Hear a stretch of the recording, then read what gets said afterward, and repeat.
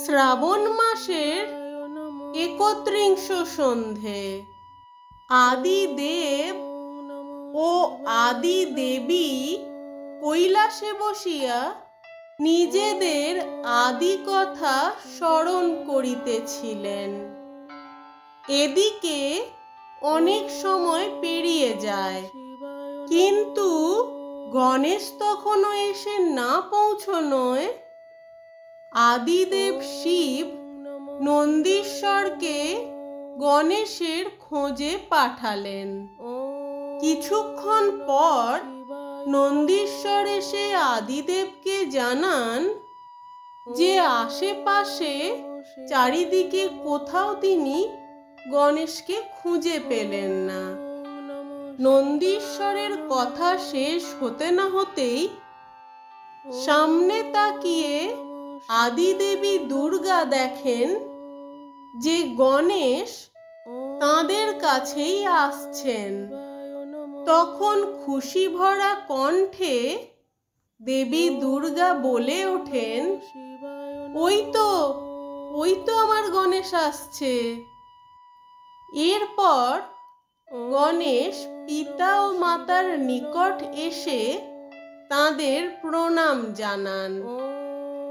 তখন আদিদেব শিব গণেশকে জিজ্ঞেস করেন, কি হলো পুত্র, আজ তোমার আসতে এত বিলম্ব হলো যে? এদিকে নন্দীশ্বরও তোমাকে আশেপাশে কোথাও খুঁজে পেল না। তখন গণেশ বলেন, হ্যাঁ পিতা, আজ আমার আসতে একটু বিলম্ব হয়ে গেল, কারণ আজ আমি সকল দেবদেবীদের কৈলাস ধামে নিমন্ত্রণে বেরিয়েছিলাম। তখন আদিদেব শিব বলেন, সকল দেবদেবীদের আমন্ত্রণ করেছ, এ তো খুব ভালো কথা, কিন্তু এতে কি কোনো বিশেষ কারণ আছে, নাকি এমনি ইচ্ছে হলো তাই সকলকে নিমন্ত্রণ জানালে? আর আজকের তোমার প্রশ্নেরই বা খবর কি? প্রত্যুত্তরে গণেশ বলেন, হ্যাঁ পিতা, একটি বিশেষ কারণ তো আছেই, যে কারণে আমি আজ সকলকে আমন্ত্রণ জানিয়েছি। আর সেই বিশেষ কারণই হলো অবিরত আমার মনে আসতে থাকা বিভিন্ন প্রশ্নের অবসান, অর্থাৎ আমার মন শান্তকরণ। সারা দিন ধরে যে সকল কারণে আমার মন অশান্ত হয়ে থাকতো, প্রতি সন্ধ্যাকালে সেই সকল প্রশ্নের অঞ্জলি আপনার চরণে নিবেদন করে সত্যিই আমার মনে আমি অনেক প্রশান্তি অনুভব করছি। আর সেই সুবাদেই শ্রাবণ মাসের আজকের এই ৩১ সান্ধ্যকালে আমি আপনার বিশেষ পূজন ভজন করব, আর তাই সেই পুজোতে উপস্থিত থাকার অনুরোধে সকলকে আমন্ত্রণ জানিয়ে এলাম। গণেশ এদিকে পুজোর সকল জোগাড় শুরু করেন। এমন সময় সকল দেবদেবীরাও সেখানে এসে উপস্থিত হন। তাঁরাও তাঁদের সকলের আদরের ছোট্ট গণেশকে পুজোর জোগাড়ে সাহায্য করেন। এদিকে আদিদেবী দুর্গা ও দেবী লক্ষ্মী রন্ধনাগারে গিয়ে সকলের জন্য কিছু বিশেষ আহারের আয়োজন করেন। এরপর তাঁরা পুজোর স্থানে এলে সকলে মিলে আদিদেবের পুজো শুরু করেন। পুজো সম্পন্ন করে শ্রী গণেশ পিতা আদিদেবকে বলেন, পিতা, এতদিন তো আমি প্রশ্ন নিয়ে প্রতি সন্ধ্যাকালে আপনার নিকট এসেছি এবং আপনি সেই সকল প্রশ্নের উত্তর প্রদান করে আমার কৌতূহলের অবসান ঘটিয়েছেন। কিন্তু আজ আমি আপনার থেকে এমন কোনো উপদেশ বাক্য গ্রহণ করতে চাই যা হবে আপনার আমায় দেওয়া মন্ত্রস্বরূপ। গণেশের মুখে এমন কথা শুনে বাকি দেবদেবীরাও বলে ওঠেন, হ্যাঁ আদিদেব, আমরাও আপনার থেকে এমন কোনো মন্ত্র গ্রহণ করতে চাই যা আমাদের সর্বদা সৃষ্টি, স্থিতি ও সংহারের মধ্যে ভারসাম্য বজায় রাখার বিচার শক্তিকে আরো দৃঢ় করে তোলার সহায়ক হবে।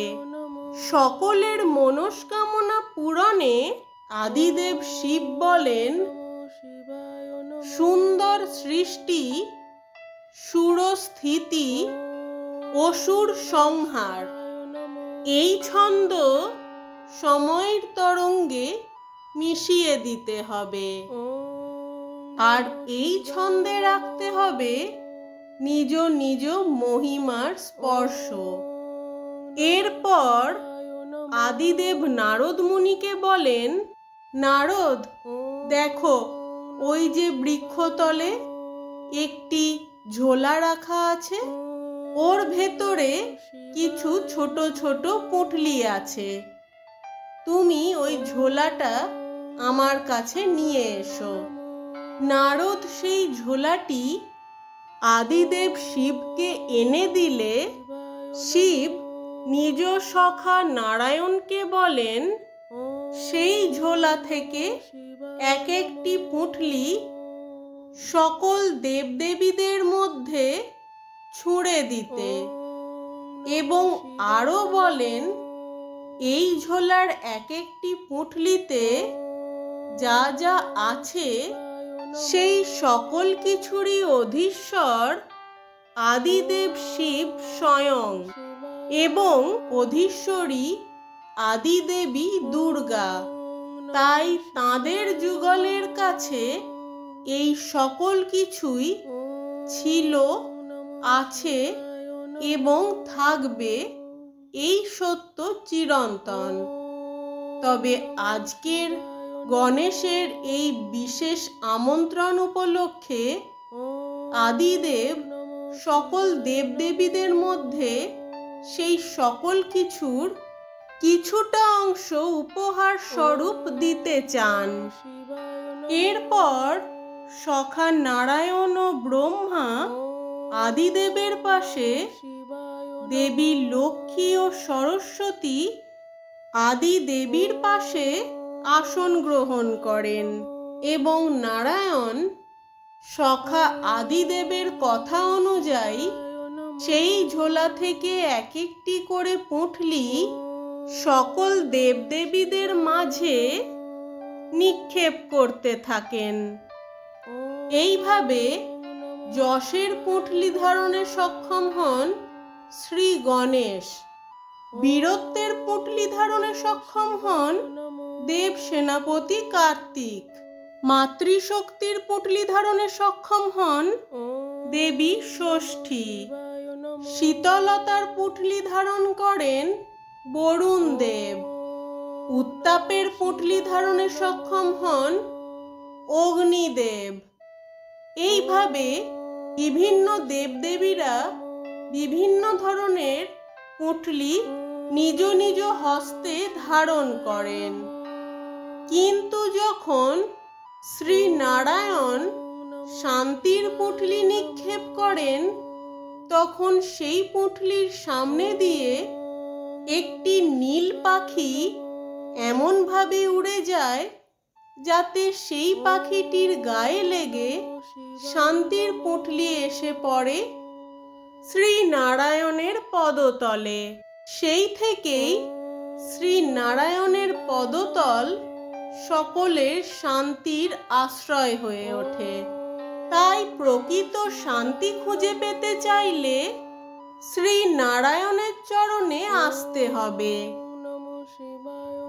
এইভাবে সকলের মধ্যে সকল পুঁটলি বিলিয়ে দিয়ে আদিদেব শিব এক মহাবাক্য বায়ন করেন। সকলের উদ্দেশ্যে বলা সেই মহাবাক্যটি হল, শিব শক্তি সদা সত্যি, ভক্তের ভক্তি মেলায় মুক্তি।